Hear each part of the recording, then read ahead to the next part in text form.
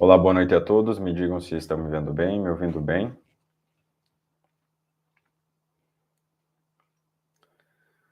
Hoje, então, nós vamos iniciar um novo módulo. Nós já falamos, então, sobre aquilo que nós devemos crer, aquilo que nós devemos acreditar. Nós falamos sobre a oração, falamos sobre o que nós devemos desejar, o que nós devemos querer. E agora nós vamos, então, falar sobre o que nós devemos fazer. No final da última aula, se você não viu a última aula, eu sugiro que assista. Eu fiz uma introdução já sobre esse módulo, explicando, então, o que é a lei de Deus, o que são os 10 mandamentos, porque os 10 mandamentos, eles são leis naturais e inscritas no coração do homem, como Deus trouxe essa lei, esse mandamento para como que preencher, né, uma falha que existia na inteligência humana, porque o ser humano, ele nasce já com esse conhecimento e natural, ao menos com a capacidade natural de entender os 10 mandamentos por si mesmo, pelo simples análise e reflexão racional sobre a realidade, ele é capaz de entender todos os 10 mandamentos, sem que ninguém o ensinasse. Por isso que todos serão julgados pelos 10 mandamentos, é claro, cada qual a sua medida, conforme teve a ocasião de se aprofundar nesse conhecimento ou não, mas mesmo os pagãos, eles serão julgados segundo essa lei, ao menos segundo aquilo que eles poderiam, se tivessem se esforçado o mínimo, segundo aquilo que eles poderiam aprender, conhecer, entender da lei divina, que, como eu disse, está inscrita no coração de todos os homens, e por isso nós chamamos de moral natural.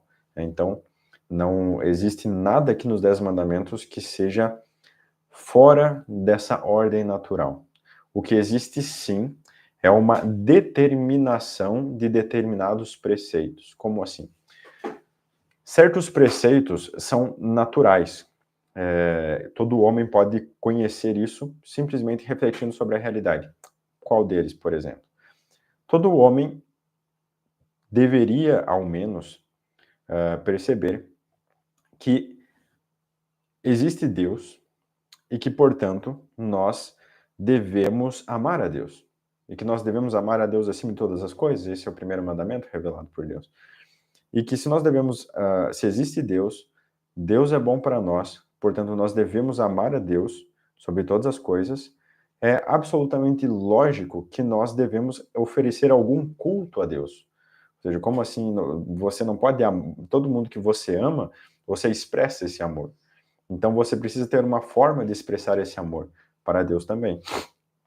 Essa forma de expressar o seu amor a Deus é justamente o culto, né?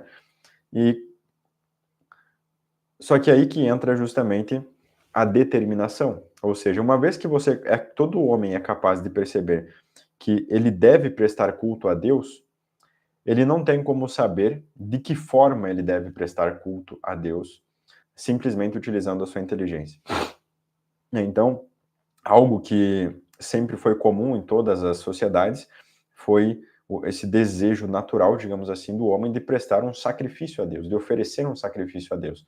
Nós vemos isso lá desde o início do Gênesis, né? Você tem Adão, depois Caim e Abel, e Caim e Abel já estão lá oferecendo sacrifícios a Deus.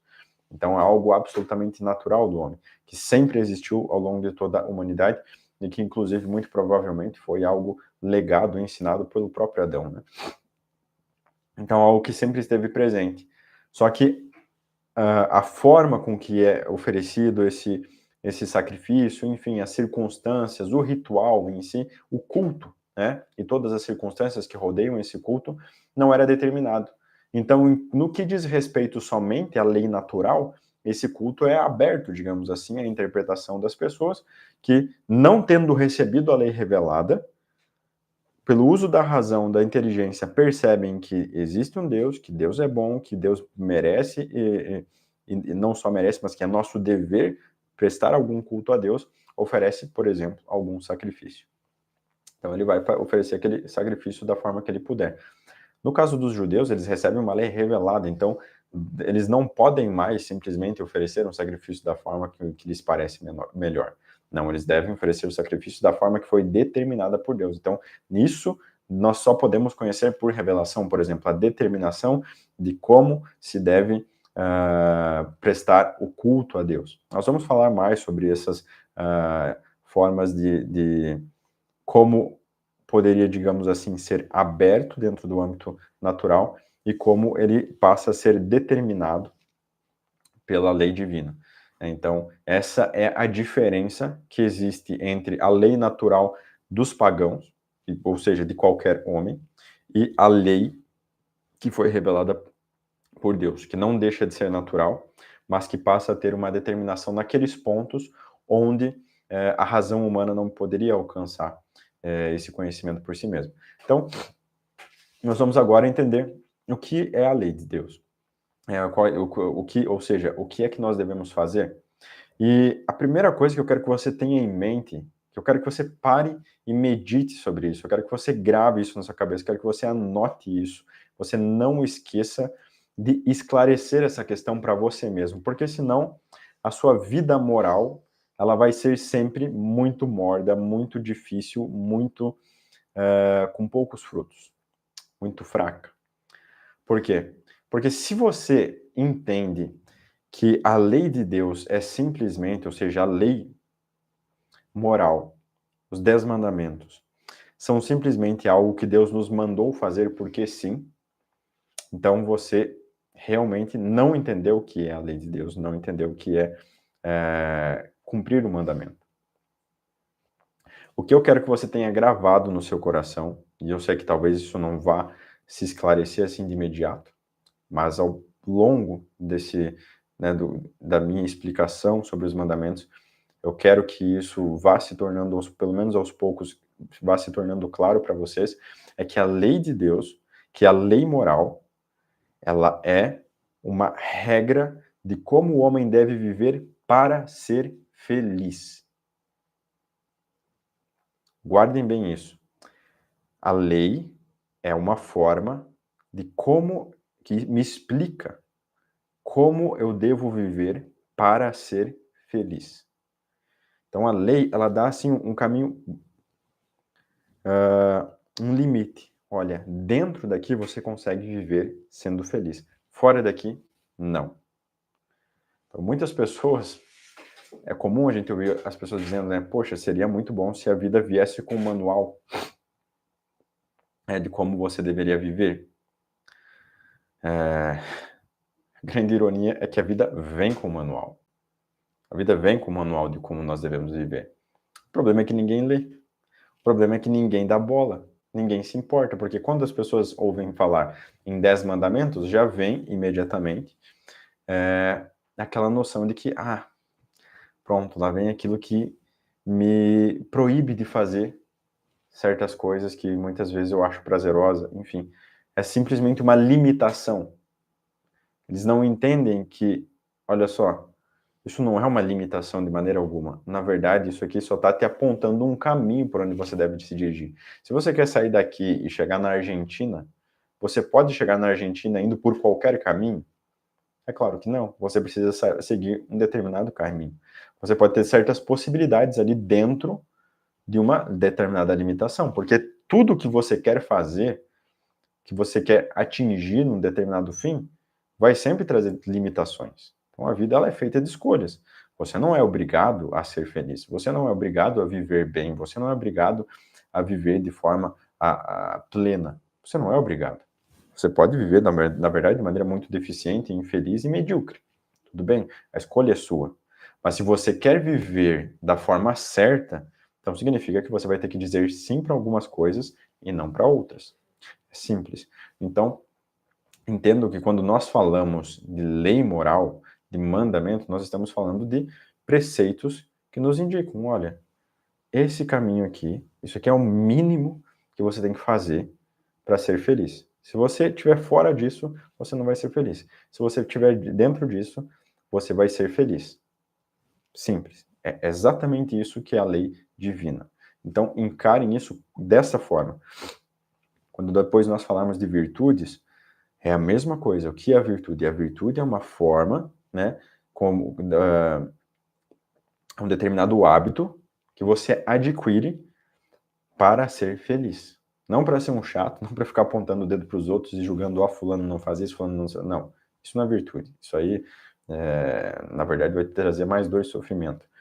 A virtude é um hábito que te faz fazer algo bom e que, portanto, faz você ser feliz, porque nós alcançamos a felicidade justamente alcançando o bem. Então, tenham isso em mente, tá bom? Bom, então, já falei demais. Vamos fazer a nossa oração e iniciar aqui a explicação do primeiro mandamento. Em nome do Pai, do Filho e do Espírito Santo. Amém. Infalível Criador, que dos tesouros da vossa sabedoria tirastes as hierarquias dos anjos, colocando-as com ordem admirável no céu, distribuístes o universo com encantável harmonia. Vós que sois a verdadeira fonte da luz e o princípio supremo da sabedoria, difunde na minha mente o raio do esplendor, removendo as duplas trevas nas quais nasci, o pecado e a ignorância. Vós que tornais fecundas as línguas das crianças, tornais erudita a minha língua, e espalhais sobre os meus lábios a vossa bênção. Concede-me a curacidade para entender, a memória para reter, a sutileza de revelar, a facilidade de aprender, a graça abundante de falar e de escrever. Ensina-me a começar, rege-me a continuar e perseverar até o término, vós que sois verdadeiro Deus e verdadeiro homem, que vive e reina por todos os séculos dos séculos. Amém. Vinde, Espírito Santo, enchei os corações dos vossos fiéis e acendei neles o fogo do vosso amor. Enviai o vosso Espírito, Senhor, e tudo será criado, e renovareis a face da terra. Oremos. Ó Deus, que instruístes os corações dos vossos fiéis com a luz do Espírito Santo, fazei que apreciemos retamente todas as coisas segundo o mesmo Espírito e gozemos sempre de suas consolações. Por Cristo Senhor nosso. Amém. Ave Maria, cheia de graça, o Senhor é convosco, bendita sois vós entre as mulheres, e bendito é o fruto do vosso ventre, Jesus. Santa Maria, Mãe de Deus, rogai por nós, pecadores, agora e na hora de nossa morte. Amém. São Tomás de Aquino, rogai por nós. Nossa Senhora da Aparecida, rogai por nós. São Pio X, rogai por nós. Em nome do Pai, do Filho e do Espírito Santo. Amém. Bom, como nós já temos uma certa bagagem, né, chegando na aula em que nós estamos, vocês já aprenderam uma série de coisas que capacitam, né, vocês para se aprofundarem mais nesses conhecimentos que nós vamos aprender aqui. Então, realmente o conhecimento ele se dá sempre de forma espiral. Isso permite que eu trazendo certas noções para vocês agora de maneira resumida, vocês já vão ter em mente aquilo que já foi explicado e vão, portanto, conseguir entender, né, aquilo que eu vou falar aqui de forma mais clara. Então, remetendo àquelas aulas onde eu explicava qual era a função do homem no mundo e como o homem era responsável por ordenar todas as coisas a Deus, nós entendemos que o universo criado é uma expressão da própria bondade divina, da glória, enfim, me falta palavras, da glória, da magnificência de Deus. E que nós, então, temos como função conhecer essas coisas e perceber não só que essas coisas são boas, mas que o Criador delas é muito, infinitamente maior. E, portanto, ordená-las todas a Deus, ordenar todos os nossos atos, todo o nosso afeto, todo o nosso amor, toda a nossa inteligência, tudo para Deus. Então, vejam que isso é algo que, como eu expliquei, nós podemos chegar ao conhecimento simplesmente utilizando a inteligência. Se eu me dedico a entender que quem criou todas as coisas, de onde eu venho, eu vou entender que existe Deus. Se eu entendo que existe Deus, eu vou entender tudo aquilo que foi explicado nas aulas anteriores. Se eu entendi isso, é evidente que eu percebo o seguinte, olha, é meu dever amar a Deus. Pronto. Então nós temos, você já percebeu como é possível o homem conhecer isso de forma simplesmente racional. E você já entendeu também o que é o primeiro mandamento. Porque o que significa amar a Deus sobre todas as coisas? Se você assistiu essa aula onde eu explico quem é Deus e quem somos nós em relação a Deus, qual é o nosso papel com relação a Deus, você já entendeu uma boa parte do que significa amar a Deus sobre todas as coisas. Amar a Deus sobre todas as coisas é justamente dirigir tudo o que nós fazemos, todas as nossas intenções, tudo aquilo que nós queremos e fazemos para Deus.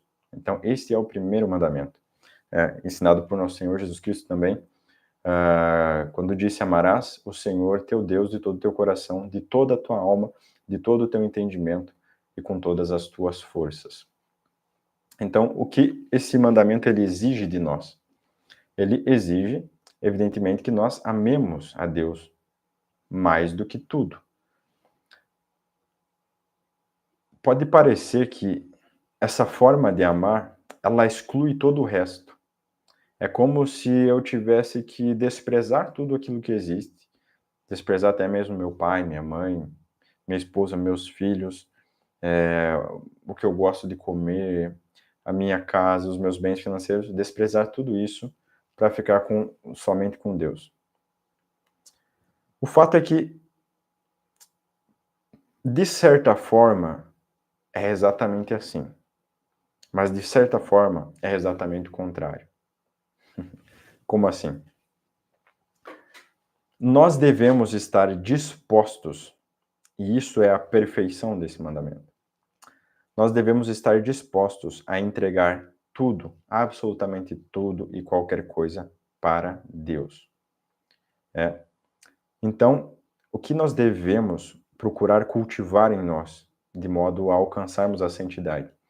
Nós devemos procurar sempre se submeter àquilo que é a vontade de Deus.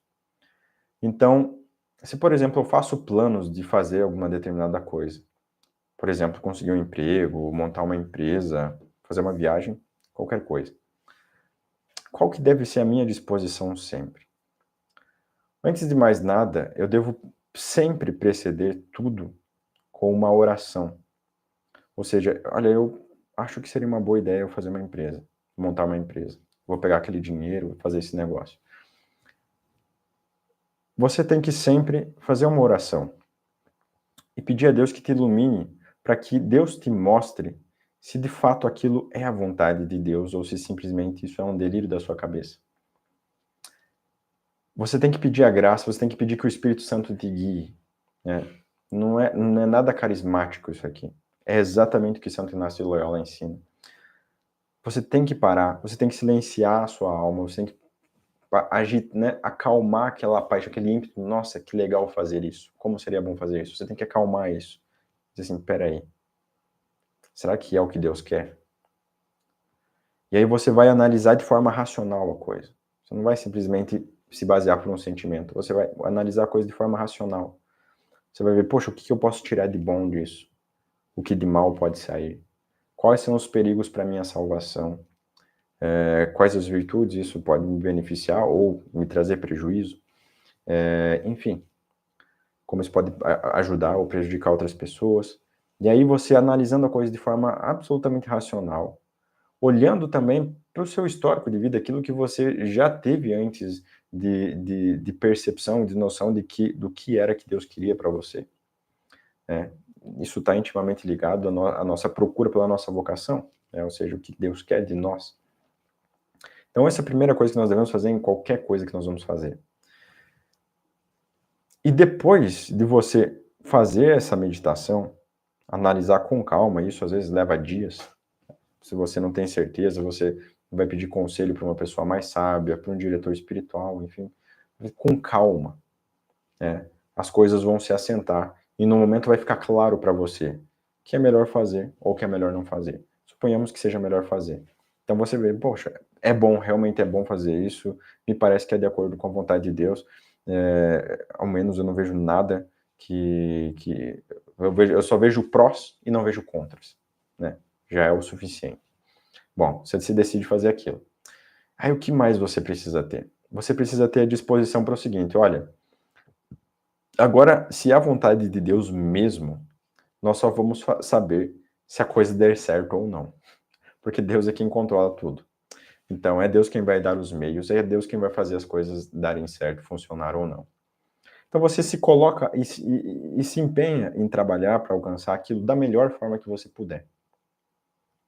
Mas, se as coisas não saírem de acordo com o planejado, se as coisas não saírem como você queria, você deve, eu sei que isso não é fácil, mas é o que você deve procurar alcançar ao longo da sua vida. Tá? Antes de você morrer, eu espero firmemente que você alcance isso.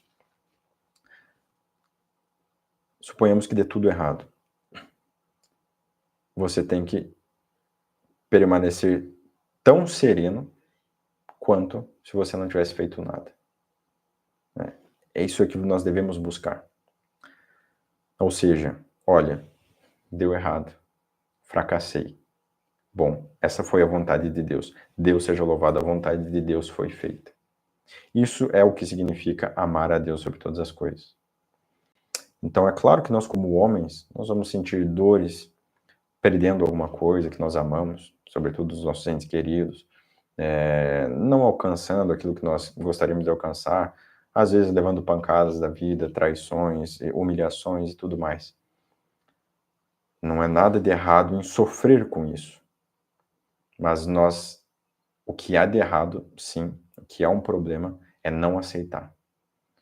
Como se você não fosse merecedor de receber esses sofrimentos, ou essas dificuldades, enfim. Isso é que nós não podemos ter nunca. Nós devemos sempre ter uma atitude de abertura para Deus com qualquer coisa que nos aconteça, né? Jamais aquela atitude de, olha, tudo que eu tento dá errado, sabe? Não. Deus está controlando tudo. Deus está comandando tudo.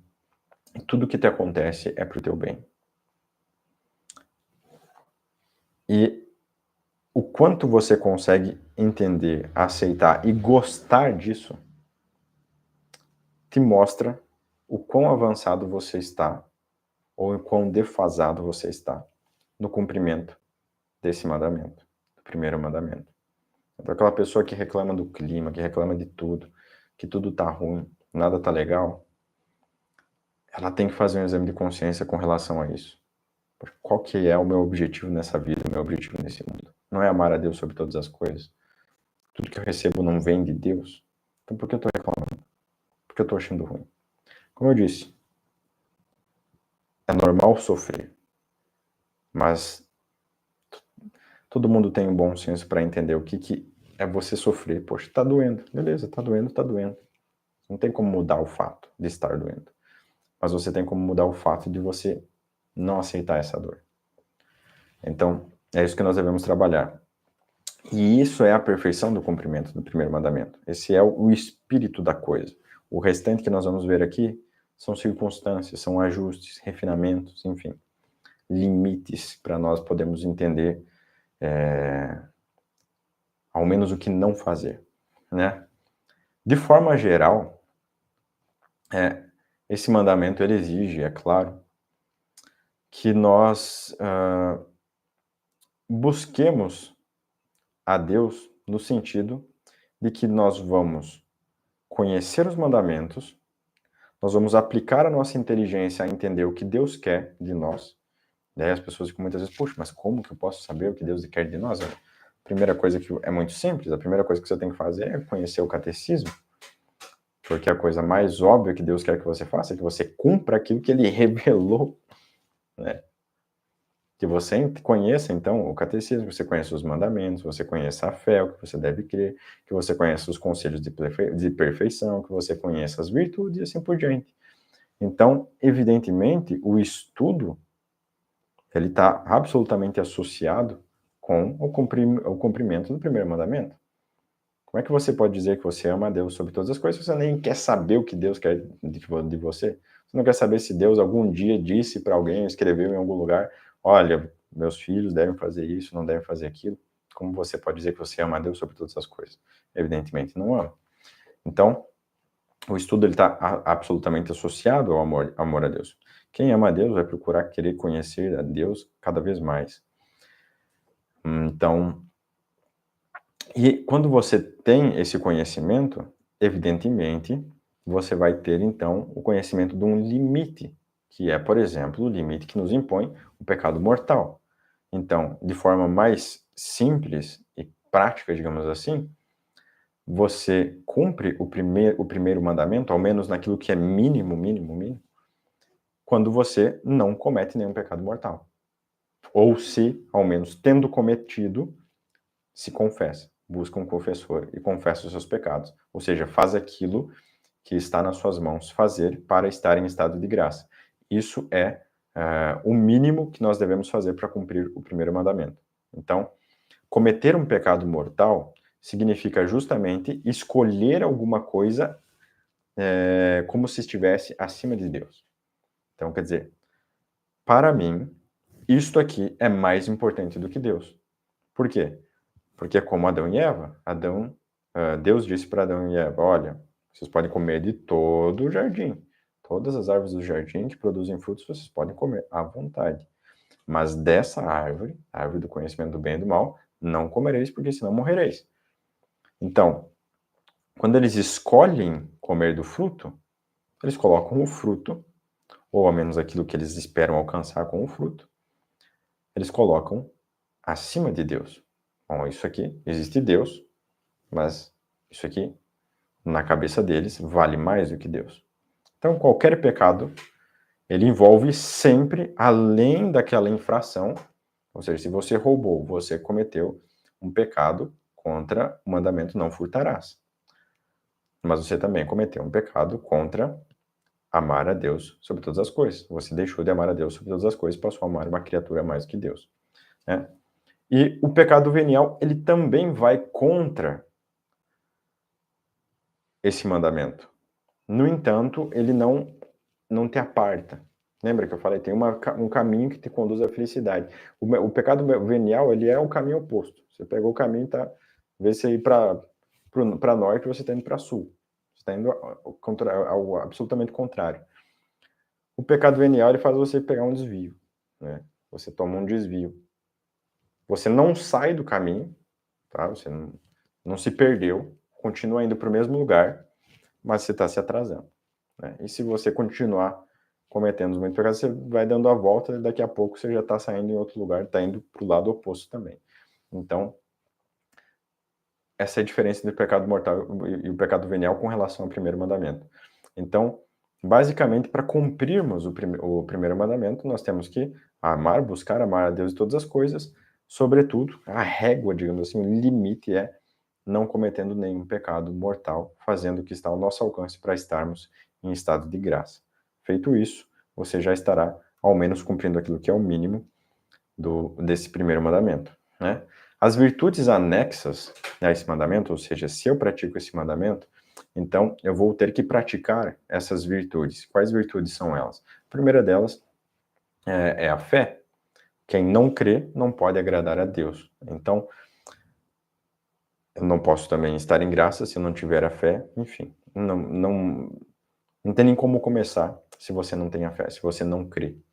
Então, ter a fé de que existe Deus e que nosso Senhor Jesus Cristo é Deus, Filho da Virgem Maria, fundador da Igreja Católica, enfim, lá todos os 12 artigos do credo, então você está fora de jogo. Se você não acredita em um único artigo de fé, você não cumpre o primeiro mandamento, você está em pecado mortal. Simples. Então, se você tem a fé, evidentemente você não vai duvidar voluntariamente da doutrina católica, né? É importante vocês entenderem isso. Não é todo mundo que às vezes não acredita exatamente naquele mesmo conceito que a Igreja Católica ensina, que vai ser um herege. Por quê?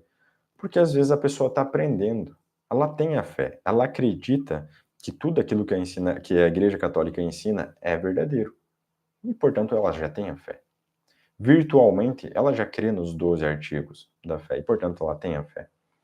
Mas, atualmente, ou seja, em ato, no momento, agora, ela não chegou à compreensão exata do que é, de fato, aquele determinado artigo de fé. E aí o conceito dela é um pouco diferente. E aí ela poderia, por exemplo, explicando para alguém de forma inocente o que ela acredita sobre aquele determinado artigo de fé, então ela poderia dizer materialmente uma heresia. No entanto, ela não é um herege e nem está em pecado mortal, porque ela acredita firmemente que aquilo é o que a igreja ensina.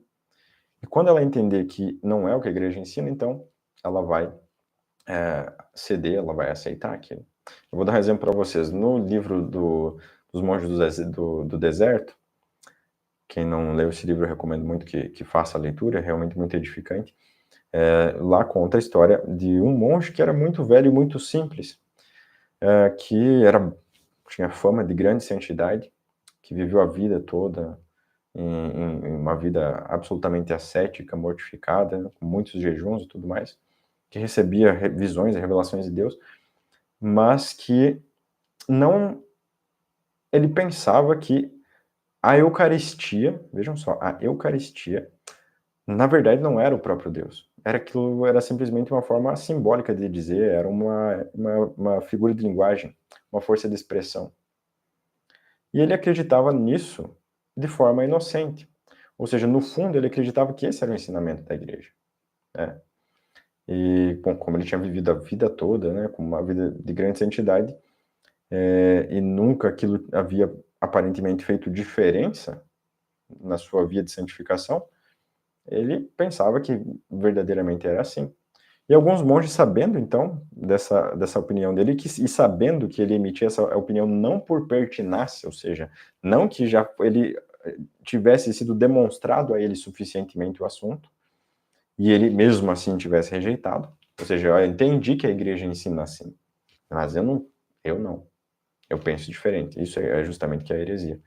É quando eles entenderam, olha, ele por simplicidade, ele acha que Jesus Cristo não está ali de verdade. Aí eles fizeram muita oração e convidaram ele para buscar entender isso. Ele disse, não, vamos rezar aqui e Deus vai mostrar para nós se é assim ou não é. E aí, em determinado momento, eles foram assistir à missa, foram receber a comunhão, e aí esse mesmo monge, e se eu não estou enganado, os outros que estavam rezando com ele para ele receber essa graça, viram, né, a comunhão como a carne de nosso Senhor Jesus Cristo.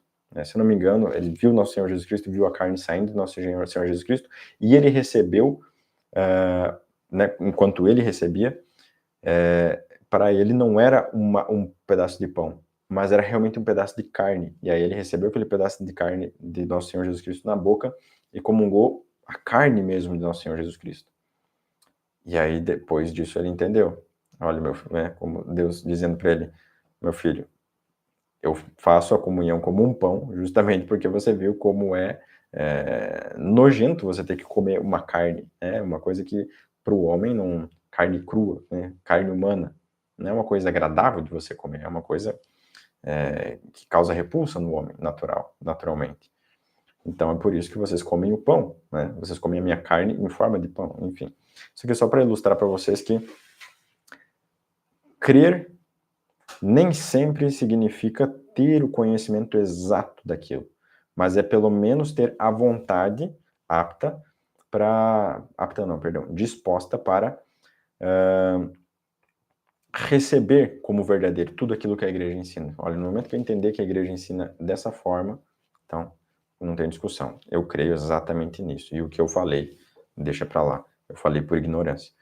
Então, isso é o que significa ter fé. Porém, muito cuidado, não significa, então, que você está dispensado de buscar, estudar e conhecer o que realmente é que a igreja ensina. De maneira alguma. Se você fizer isso, você estará sendo negligente, e a negligência, ela é um pecado, e pode, inclusive, ser um pecado mortal. Se você tem os meios, se você tem a oportunidade, e você não estuda por preguiça, por qualquer outro motivo, você está sendo negligente e pode estar cometendo um pecado mortal, portanto, infringindo o primeiro mandamento, porque, como eu disse, quem ama, quer conhecer, quer saber. Quem ama também a Deus sobre quem ama a Deus sobre todas as coisas, também terá a virtude da esperança, praticará a virtude da esperança. No que consiste, de maneira muito resumida, depois nós em outras aulas falaremos melhor sobre as virtudes, né? Explicaremos as virtudes aqui uma a uma, enfim. Mas vai praticar a virtude da esperança, que é justamente a virtude que faz com que você creia que você, cumprindo os mandamentos, vá alcançar a salvação.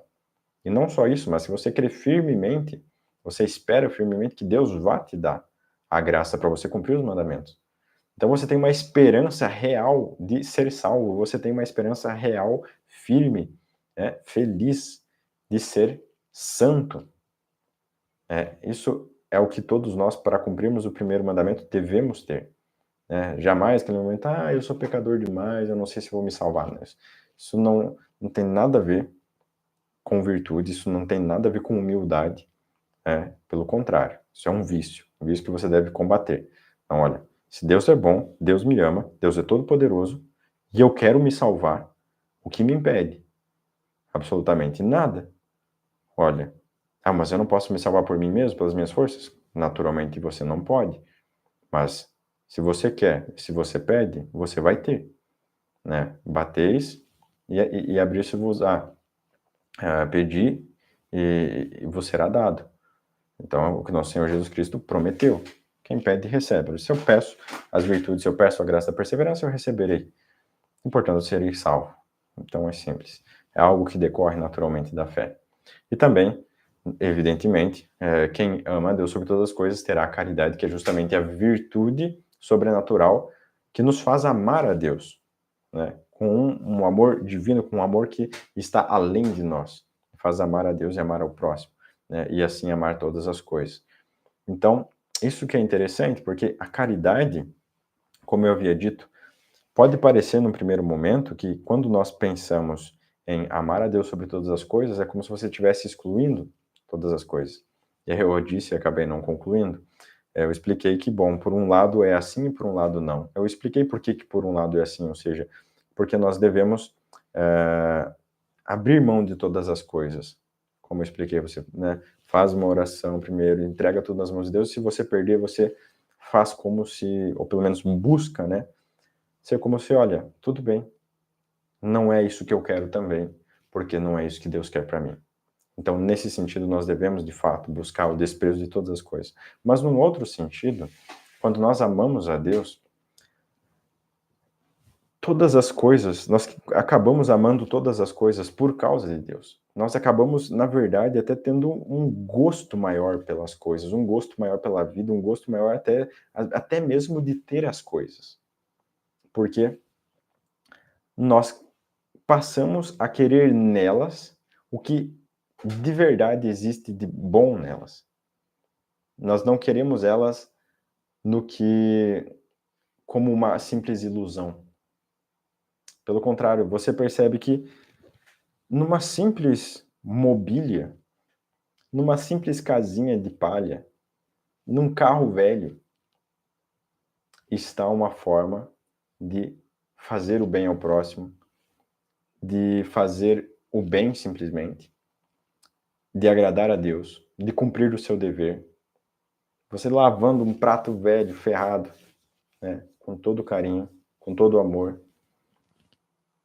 fazendo aquilo por amor de Deus, você está fazendo um ato que nós nem podemos medir o quão meritório ele é, porque está acima da natureza. Então, né, você varrendo uma casa, sua casinha simplesinha ali, cuidando dela com todo amor, com todo carinho.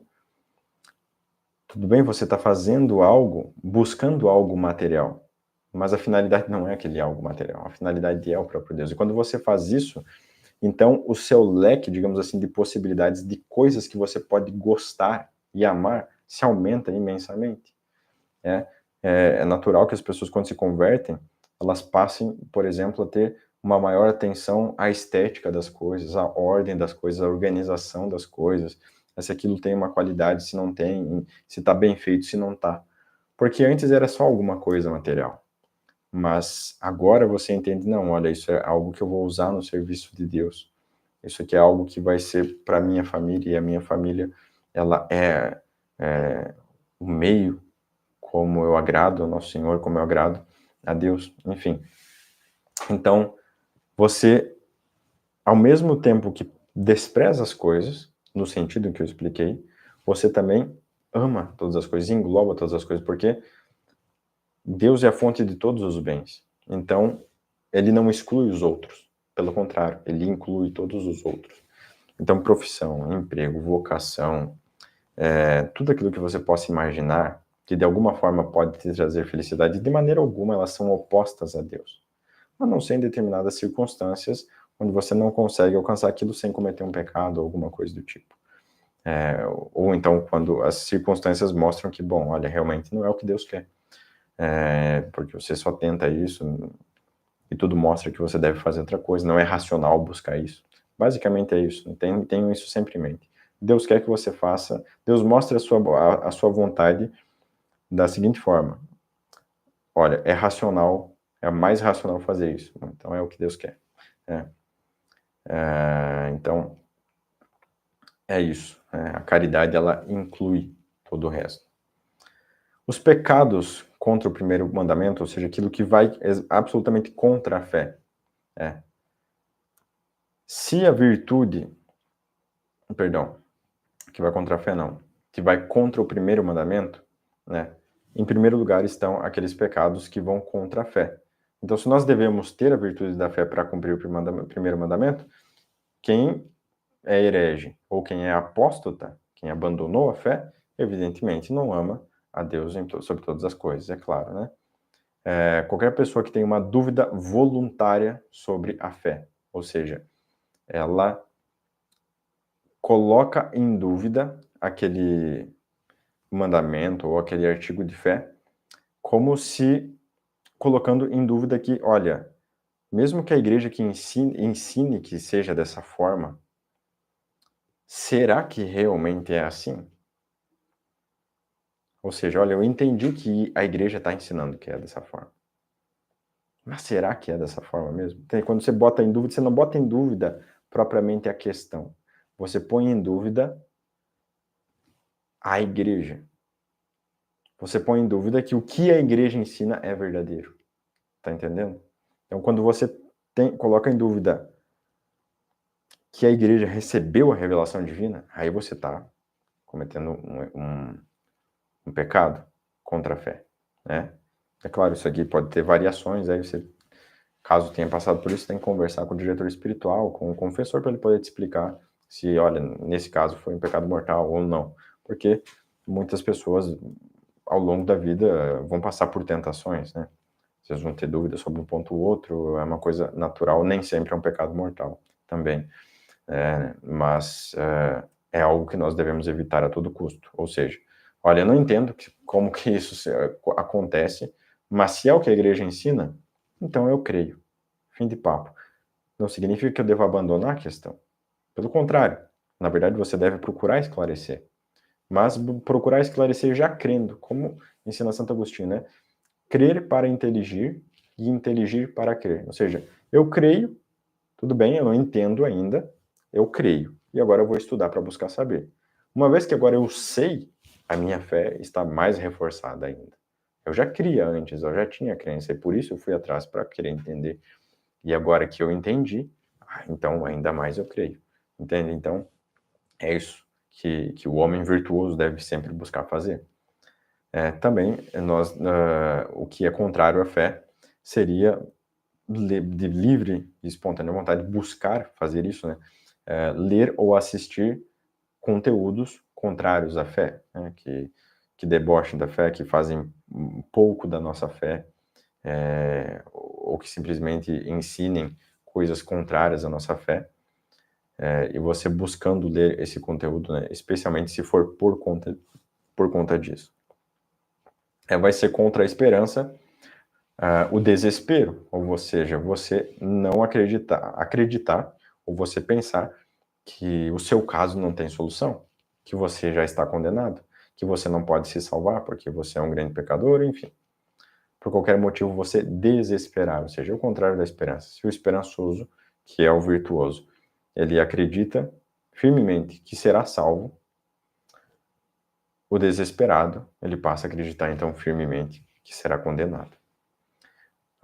Além disso, né, tem pessoas que se desesperam, mas tem pessoas que pecam, né, pela esperança por como que um excesso de esperança, que é uma presunção. O que é presunção? A presunção é quando você acredita que você, por assim dizer, já está salvo. Olha, não importa o que eu faça, não importa que eu peque, eu já estou salvo. Eu serei salvo de qualquer forma. É aquilo que pensam os predestinados, né, como os calvinistas, né? Os calvinistas pensam, bom, quem está salvo, quem está condenado, está condenado. Como eu sou calvinista, evidentemente, eu acredito que eu estou salvo, então está tudo certo, não preciso fazer mais nada. Eu já estou salvo, já estou predestinado. Posso pecar à vontade, que eu vou ser salvo do mesmo jeito. Então, isso é o que seria a presunção. Vejam bem que muitas pessoas podem pensar, né? Você tem esperança, como eu disse. Não, eu creio firmemente, eu posso dizer isso aqui por mim mesmo, eu creio firmemente que eu serei salvo e creio firmemente que eu serei santo. Porque eu quero isso, Eu peço isso e eu sei que Deus me dará essa graça. Por que eu sei que Deus me dará essa graça? Porque Deus prometeu que Ele vai dar a quem pedir. Então, se eu continuar pedindo, desde que eu continue pedindo, eu terei o que eu estou pedindo. Simples. Né? E quem me garante que eu vou continuar pedindo? Bom, na verdade, eu não posso garantir, porque nós sabemos, o homem é fraco. Mas eu quero. E se eu quero, quem pode me impedir? Quem pode mudar a minha vontade? Ninguém, só depende de mim. E no que depende de mim, bom, eu estou firmemente convicto de que buscarei isso até o fim da minha vida. Então, isso aqui é que todos nós devemos ter, né? E é o que a igreja nos ensina com relação à virtude da esperança. Então, isso não tem nada a ver com presunção, tá? Porque muitas pessoas, por uma falsa humildade, podem acabar pensando, não, mas isso é uma presunção. De maneira alguma isso é presunção. De maneira alguma é presunção, porque você não aposta as forças em si mesmo. Você aposta as forças em Deus. E como a igreja nos ensina, tudo eu posso naquele que me fortalece. Eu serei salvo. Creio firmemente nisso. Não pelas minhas forças, mas pelas forças que Deus me dará. Tá certo? Então é isso. E vai ser, então, contra a caridade, a ingratidão, né? Você recebe tanto os bens de Deus ou bens de pessoas particulares, e você simplesmente é ingrato àquilo tudo, né? E você é ingrato a Deus, especialmente cometendo pecado mortal. E também a tibieza, né? Frieza espiritual, a pessoa não quer rezar, não quer fazer aquilo, não quer estudar, não quer praticar as virtudes, não quer fazer um exame de consciência, né? Purificar seu coração. Como assim purificar seu coração? Procurar constantemente quais são os vícios que ela comete, que ela ainda tem, quais os pecados que ela ainda comete, quais os pecados que ela cometeu e ainda não confessou. Enfim, isso é a limpeza do coração. A pessoa não faz isso. É uma pessoa fria, uma pessoa que não está buscando a perfeição. E, evidentemente, aquilo que é o pior dos pecados é o ódio a Deus, né? Que, infelizmente, algumas pessoas chegam a esse ponto, né? Elas chegam a ter um ódio por Deus. É porque a maioria das pessoas não peca por ódio a Deus, elas pecam simplesmente porque querem fazer aquilo que para elas parece bom, proveitoso ou prazeroso. Mas algumas pessoas chegam de fato a ter um ódio a Deus, né? Como muitos satanistas e pessoas do tipo. Outros pecados que vão contra o primeiro mandamento são os pecados que vão contra o culto de Deus. Né? Então, a primeira coisa que pode nos vir à mente é justamente a idolatria, né? Como diz no texto lá bíblico, que agora eu não recordo de cabeça, mas diz lá, né, amará a Deus sobre todas as coisas e não fará imagens tal, né, de nada que existe abaixo do céu e tal. Os protestantes, eles chegam a fazer desse trecho do texto um segundo mandamento, né? Teve um amigo a quem eu estava, na época eu estava dando catecismo para ele, e ele, tendo sido protestante, tendo inclusive participado de uma formação teológica, né, segundo a doutrina protestante, ele aprendeu lá então que o primeiro mandamento era amar a Deus sobre todas as coisas e o segundo mandamento era não fazer imagens. Então, veja só que confusão. Então, evidentemente nós não devemos ter ídolos. E o que é um ídolo? Um ídolo nada mais é do que você pôr, melhor, tomar alguma coisa por Deus, né? Então você tem um objeto qualquer, você tem uma estátua, como é muito comum. Você tem uma estátua, lá na Índia tem muito isso, né? Você tem uma estátua lá de um determinado Deus, entre aspas, né? E aí eles vão lá, eles oferecem comidas, oferecem culto, etc, etc. Há aquele Deus falso que na interpretação deles, no entendimento deles, está como que incorporado, vivo, naquela imagem.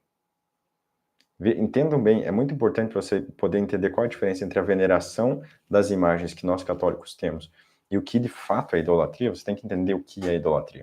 A idolatria, eles passam a tomar a imagem como se fosse o próprio Deus. Eles dão comida dão comida, dão bebida para a imagem. E sabe o que é mais louco?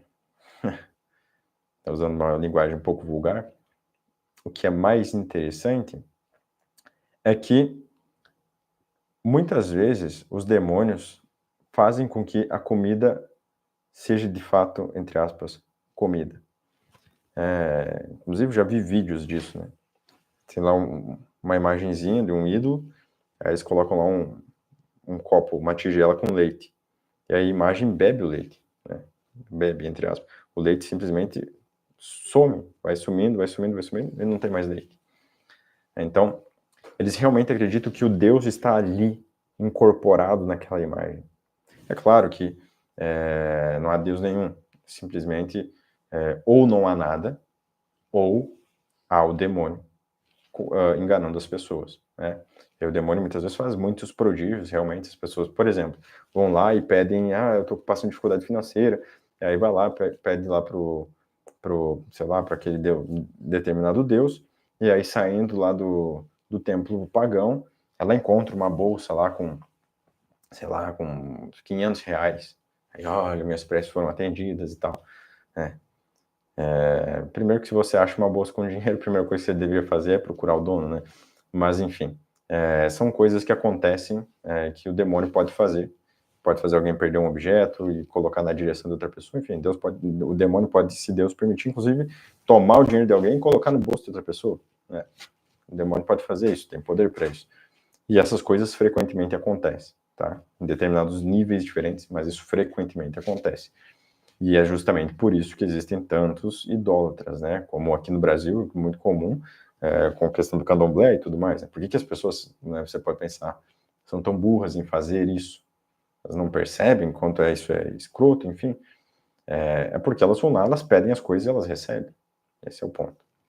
Elas pedem pedem que alguém passe mal, fique mal, e essa pessoa fica mal, quebra a perna, sofre acidente de carro. Elas pedem para ter dinheiro e elas ganham dinheiro. Realmente elas são, digamos, atendidas, né? Mas só que por quem que elas são atendidas? Pelos demônios, né? Esse é o problema. São atendidas pelos demônios, enquanto Deus permite, é claro. E com muito prejuízo de si mesmo, né? Primeiro prejuízo pela sua alma, e depois que se você for ver a vida dessas pessoas, é sempre um inferno. Ao mesmo tempo que o demônio te dá alguma coisa, meu amigo, pode ter certeza que para ele te dar aquilo, ele está tirando muito mais. Então, isso aqui é idolatria, que é absolutamente contrário do que é a veneração dos santos. Quando nós veneramos um santo, uma imagem de um santo, ou a imagem do nosso Senhor Jesus Cristo, de Nossa Senhora, todo mundo sabe, nós de maneira alguma acreditamos que Deus está ali, ao menos a não ser de forma simbólica. É como você ter uma foto do seu filho na sua carteira, né, da sua família na sua carteira. Você está longe, você quer lembrar deles, ajuda a lembrar, ajuda o seu coração a ficar mais quente, mais afetuoso, você tendo a imagem ali diante de si, podendo olhar e fica mais fácil lembrar, né? Então isso é o que é a veneração dos santos, né, das imagens, perdão. Além disso, vai contra o primeiro mandamento, qualquer superstição, né? Práticas mágicas, crendices, horóscopos, né? Astrologia, tudo mais. Para entendermos isso, nós temos que entender o que de fato é superstição, não é? Então, a superstição, ela é o seguinte: você tem uma determinada prática e essa prática, naturalmente falando, não resulta em nada. Por exemplo, a simpatia. Eu quero atrair um amor. Eu quero arrumar um casamento. Aí eu vou pegar uma maçã, vou encher de cravos da Índia e vou colocar embaixo de uma árvore lá numa encruzilhada, sei lá.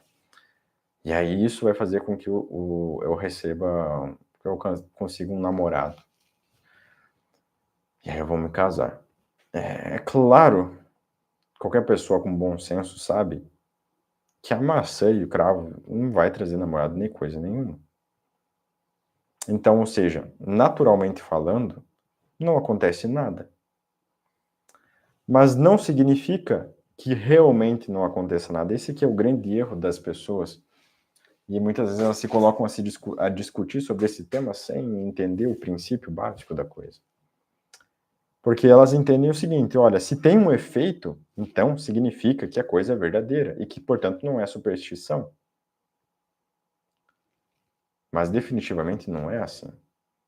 Muitas vezes você pode ir lá, pegar uma maçãzinha, colocar o cravo dentro, botar ela na encruzilhada, dar 3 pulinhos, sei lá, correr ao redor da casa e tal. E você realmente, no dia seguinte, arruma um namorado. Por quê? Porque existem os demônios. Isso aqui é magia, é feitiçaria. Então, naturalmente, não tem efeito nenhum, zero. É uma coisa para enganar bobo, não faz diferença nenhuma. Se tivesse feito aquilo ou feito outra coisa, feito o contrário, ia dar na mesma. Por quê? Porque se teve o efeito, não foi a maçã, foi o capeta. É simples, foi o capeta que te arrumou um namorado. Imagina que bom partido que não era. Então, a superstição é justamente isso. É algo que naturalmente não tem efeito nenhum, e que às vezes, portanto, então, pode dar efeito ou não, mas que não necessariamente não vai ter efeito. Na verdade, muitas vezes tem um efeito. Só que a questão é você entender o que é a causa desse efeito. E quando a causa é preternatural, ou seja, é o demônio quem faz, aí nós temos a superstição. Então, é isso que muitas pessoas se enganam, elas pegam lá, sei lá, aquele pêndulo, né, elas ficam fazendo perguntas lá para o pêndulo responder. Aí, bom, o que muitas pessoas pensam? Se for superstição, não vai responder da forma certa, ou vai responder às vezes sim, às vezes não. Vai ser uma questão de sorte, simplesmente. Não vai ter um efeito real. Aí então ela vai lá, bom, então vamos fazer o teste. Faz lá, olha, eu fiz 10 perguntas e as 10 foram certas. Eu fiz 50 perguntas e as 50 perguntas que eu fiz respondeu da forma certa. Então quer dizer que não é uma superstição. É algo que funciona na verdade. Não. É porque as pessoas se acostumaram a entender superstição como que algo que não funciona. Algo que é simplesmente uma charlatanice. Mas não. Superstição não é isso. A superstição muitas vezes pode ter um efeito, a única questão é que ela não tem um efeito natural, tá bom? Depois nós temos aqui, evidentemente, contra o primeiro mandamento, o sacrilégio, né, que é você tratar com desrespeito as coisas santas, acredito que não precisa explicar muito esse ponto, e a simonia, né, que é o pecado que recebe o seu nome lá de Simão, que era um mago e que vendo que Pedro, né, realizava grandes milagres, pediu, né, ofereceu dinheiro a Pedro, olha, me ensina a fazer isso que você faz. Então, ou seja, simonia é você querer vender os bens espirituais, né, cargos da igreja, sacramentos, graças e coisas do tipo. Então, isso é simonia e vai contra o primeiro mandamento. Então, também é contra o primeiro mandamento. Perdão, não é contra, não. Para cumprirmos o primeiro mandamento, todos nós temos, então, o dever de prestar culto a Deus, como eu expliquei, né? Deus, ele não só merece, mas é nosso dever prestar culto a Deus. E, portanto, na prática, todos nós devemos rezar diariamente, né? Nós devemos, segundo estiver dentro das nossas possibilidades, assistir à missa, receber os sacramentos, fazer atos de adoração, louvor, ação de graças e assim por diante. Então, não preciso explicar, né? Todos nós devemos nos esforçar para rezarmos rosário ao menos um terço por dia, enfim, ter momentos para você rezar, ter momentos para você se colocar diante de Deus, pedir as graças que você precisa e agradecer, conforme já foi explicado, né, nas aulas passadas, onde nós falamos sobre a oração. Todos nós temos o dever de conhecer a nossa fé e de professar essa fé, especialmente quando essa fé é colocada à prova. Então, inclusive o martírio, professar a fé até o martírio, ele não é uma opção, é um dever de todo cristão, de todo católico. Então, suponhamos que se você tem, sei lá, dá a louca no Lula aí, e o Lula diz, vamos matar todo mundo que é católico. E aí chega o policial na sua casa, aponta a arma para você e diz, você é católico ou não? Se você disser que você é católico, você professou a sua fé, mas você vai morrer. Se você disser que você não é católico, você nega a sua fé, mas você continua vivendo. Se você fizer isso, você cometeu um pecado mortal. Então, porque é seu dever professar a fé, especialmente quando ela é colocada à prova, especialmente quando isso pode servir de escândalo aos outros. Ou seja, você se coloca como você nega a sua fé e com isso então os outros entendem, bom, ele negou a fé. Então significa que o céu não é algo que tão verdadeiro assim, ou não é algo que vale tanto assim. Porque o que é o céu perto de uma bala na cabeça? Não é nada. Você leva aquele tiro ali, bom, você vai para o céu coroado mártir. Então, isso mostra que a pessoa não tem fé, né? Caso ela negue, é claro. Inclusive, isso aqui acaba trazendo aquele filme, né, do Silêncio, né, que traz justamente esse exemplo, né, o padre, ele é torturado muitas vezes, e aí, junto com ele, são torturadas muitas pessoas, né, e todas aquelas pessoas vão morrer, a não ser que ele negue a fé. Aí, no filme, supostamente, Jesus Cristo diria para ele negar a fé, né, porque para salvar a vida daquelas pessoas. O que esse filme ensina é uma aberração, porque, de maneira alguma, a vida das pessoas tem mais valor do que a fé, de maneira alguma. Isso pode parecer, talvez, duro demais para certas pessoas sensíveis, né, como são hoje, mas essa é a mais pura verdade. E qualquer um que olhar para o assunto de maneira racional vai entender a mesma coisa. Imagina que você tem lá 100 pessoas sendo torturadas e as 100 pessoas vão ser mortas caso você não negue a fé. Você pode pensar, bom, é por um bem maior? Eu vou negar a fé para que eles vivam? Não. Você vai negar a fé para que todos eles morram. Como assim morram? Se eu vou libertá-los? Bom, eles vão continuar vivos mais um tempo, mas um determinado momento eles vão morrer. E porque eles viram você negando a fé, eles vão negar a fé também. Porque se você que é o padre, que deveria dar o exemplo e ensiná-los e catequizá-los, enfim, nega a fé, quanto mais eles não vão seguir o seu exemplo. E se, portanto, eles seguem o seu exemplo, bom, eles vão viver mais 20 anos, 30, 50, 100 anos, que seja. Só que eles vão morrer sem a fé. E para onde eles vão depois sem a fé? Vão todos para o inferno. Então, veja, na verdade você está mandando 100 pessoas para o inferno. Mas, se você mantém a sua fé, essas pessoas, seguindo o seu exemplo, permanecem ali, convictas, sendo torturadas até a morte sem negar a fé. Bom, todas elas sofreram e morreram, e foram para o céu, receberam a coroa dos mártires. E você também. Então, o que você perdeu? Nada. Você ganhou tudo. Você ganhou 100 almas para Nosso Senhor. Ganhou 100 almas para o céu. E se você é apóstata, você é o que faz o quê? Elas vivem mais tempo, sim, vão todos para o inferno. Grande vantagem, né? Então, bom, só para deixar claro esse ponto. E por fim, então, todos nós devemos dar bom exemplo, como eu acabei de explicar. É dever de todo católico dar o exemplo, porque pelo nosso exemplo é onde nós mais conseguimos influenciar o nosso próximo a fazer o bem, a evitar o mal, né? Então nós devemos, a todo custo, evitar causar escândalo aos outros, né? O que é o escândalo? O escândalo é algo que você faz que faz com que as outras pessoas pequem. Por exemplo, apostatar da fé, né? Ou seja, esse padre, que é o personagem do filme, né? Ele cometeu justamente um pecado de escândalo. Ele escandalizou as pessoas, porque, olha, como assim? Ele apostatou a fé, ele negou a fé, ele negou o que ele estava ensinando. Né? Então eu vou negar também. Então, porque ele cometeu um pecado, as outras pessoas cometem também. É justamente isso que é o escândalo, e todos nós devemos evitar, porque isso é um pecado mortal.